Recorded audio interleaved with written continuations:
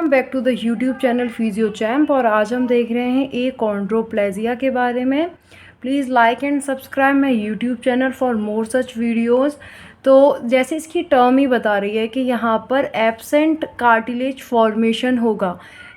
ए means absent, chondro means जो है आपका cartilage, and plasia means formation. Okay, तो यहाँ पर एक जेनेटिक डिसऑर्डर है of bone growth that result in the dwarfism. मतलब जेनेटिक जीन्स की डिसऑर्डर की वजह से एक ऐसा म्यूटेशन होता है जीन्स के अंदर जिसकी वजह से बोन की जो ग्रोथ है वो रुक जाती है और यहाँ पर डार्फिज्म देखने के लिए मिलता है। मतलब डार्फिज्म मतलब शॉर्ट हाइटेड पर्सन देखने के लिए मिलता है। ओके, ये एक पर्सन में होगा इन 30,000 बर्थ्स में से। अडल्ट हाइट भी जब बंदा अडल्ट भी हो जाएगा तो भी उसकी यूजुअली हाइट जो है वो 122 सेंटीमीटर्स ही रहेगी। अब इसका कॉज क्या होता है, ठीक है। अब इसमें जेनेटिक डिसऑर्डर हो रहा है, हमें ऑब्वियसली पता है, तो इसका जीन्स और क्रोमोसोम्स वगैरह भी हम देखते हैं। एक single gene mapped to short arm of chromosome 4 band 4p16.3। जब हम बचपन में पढ़ते थे ना, 10th या 12th में हमने पढ़ा है कि इस तरीके से क्रोमोसोम्स जो हैं वो लगे हुए होते हैं। शॉर्ट आर्म होती है ऊपर वाली या नीचे वाली, वो अलग अलग तरीके के क्रोमोसोम्स होते हैं। तो यहाँ पर जो है शॉर्ट आर्म ऑफ क्रोमोसोम 4 पर एक बैंड होगा जिसका नाम है 4p16.3। यहाँ पर एक जीन प्रेजेंट होता है, ठीक है। क्रोमोसोम 4 की शॉर्ट आर्म पर एक बैंड का नाम है प्रॉपर जो है 4p16.3। यहाँ पर एक जीन होता है जिसको मैं अभी आगे बताऊंगी, ठीक है। लोकेशन समझ लो कि यहाँ पर होता है। ओके, ये ट्रांसमिटेड होता है as a autosomal dominant trait. Autosomal dominant trait का मतलब है कि अगर पेरेंट में से किसी एक भी पर्सन को अगर कॉन्ड्रोप्लेजिया है या उसकी जीन म्यूटेशन हो रखी है तो 50% चांसेस हैं कि जो उसका आने वाला बेबी है उसके पास भी ये जीन्स पहुंचेंगे, ठीक है। तो ये इसी को कहते हैं autosomal dominant trait. When one parent has a achondroplasia तो चांसेस जो हैं ट्रांसमिशन के जीन्स के वो हर एक बेबी के पास 50% हो जाते हैं, ठीक है। अब यहाँ पर जो जीन प्रेजेंट है क्रोमोसोम 4 पर, शॉर्ट आर्म की क्रोमोसोम 4 पर बैंड 4p16.3 पर जो जीन प्रेजेंट है जिसके अंदर म्यूटेशन हो रही है वो है FGFR3। ओके, अब इसका जो जीन का काम होता है ना, वो काम होता है लिमिट करना ऑस्टियोजेनेसिस को। मतलब कहीं पर बोन फॉर्मेशन हो रही है तो उसको लिमिट करना, उसको रेगुलेट करना कि यहाँ पर इतनी ही होनी चाहिए, यहाँ पर इतनी नहीं होनी है, ठीक है। उसको लिमिट करता है ये। अब अगर इसके अंदर म्यूटेशन हो जाएगी तो हमें क्या देखने के लिए मिलेगा कि ये ज़्यादा लिमिट कर रहा है। जब ये ज़्यादा लिमिट करेगा तो क्या होगा, जब ज़्यादा लिमिट कर रहा है तो ऑस्टियोजेनेसिस तो होने ही नहीं दे रहा।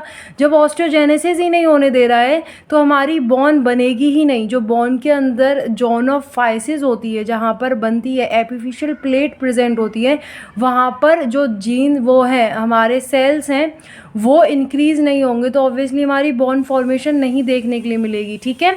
जिसकी वजह से यहाँ पर डिक्रीज़ हो जाएगा growth of proliferative gene of physis और थिकनेस भी रिड्यूस हो जाएगी सेल जोन की। ओके, अब इसके क्लिनिकल फीचर्स देखते हैं। अब क्लिनिकल फीचर्स में क्या होगा, अपर लिम्ब में shortening of upper extremities, short fingers and toes, और जो एल्बो होगी वो फ्लेक्स रहेगी। एंड स्कल के अंदर जो हेड होगा ना वो आपका काफ़ी बड़े साइज़ का रहेगा, प्रोमिनेंट फॉरहेड होगा। हाइड्रोसिफेलिस की कंडीशन भी हमें देखने के लिए मिलेगी। रिकरेंट ओटाइटिस मीडिया, ठीक है। स्लीप अपेनिया, स्लीप अपेनिया मतलब वो स्लीप डिसऑर्डर, मतलब स्लीप वो सही से पैटर्न उसको नहीं मिलेगा, मतलब सही से वो सो नहीं पाएगा, लेस स्लीप रहेगी।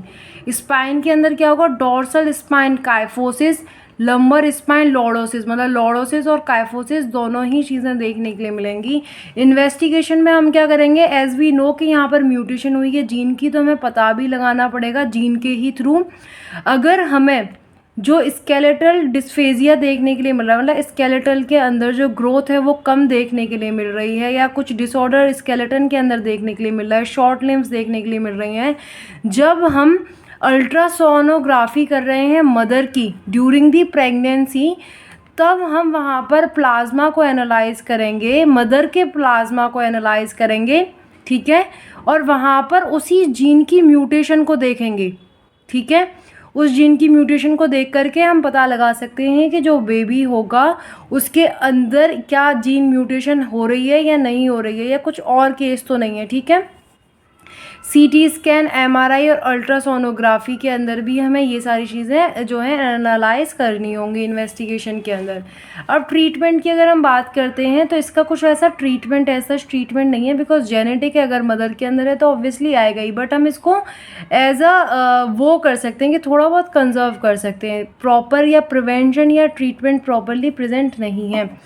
Ability of somatotrophin recombinant human growth hormone. अब मेन कंडीशन क्या हो रही है, डार्फिज्म देखने के लिए मिल रहा है कि ग्रोथ प्रॉपरली नहीं हो पा रही है, ठीक है। तो इसके अंदर क्या करते हैं कि सोमेटोट्रोफिन जो है एक रिकॉम्बिनेंट ह्यूमन ग्रोथ हार्मोन है, उसको हम उसके अंदर डाल देते हैं, ठीक है। ये अभी इस पे ऑन रिसर्च या अभी ये न्यू वो अटैम्प्ट्स किए ही जा रहे हैं इसके ऊपर। Has revolutionised the treatment of short statures, ठीक है। इसको हम ग्रोथ हार्मोन को डाल देते हैं, उसके अंदर इंजेक्ट कर देते हैं।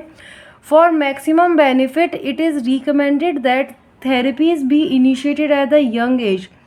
1 से 6 ईयर्स के बीच में अगर फिजियोथेरेपी या कोई भी ऐसी थेरेपी को यूटिलाइज़ किया जाता है, इनिशिएट किया जाता है, तो वहाँ पर मैक्सिमम बेनिफिट्स देखने के लिए मिलेंगे as a conservative treatment, okay. तो ये था हमारा all about the achondroplasia. I hope आपको समझ में आया होगा। Thank you so much for watching my video. Please like and subscribe.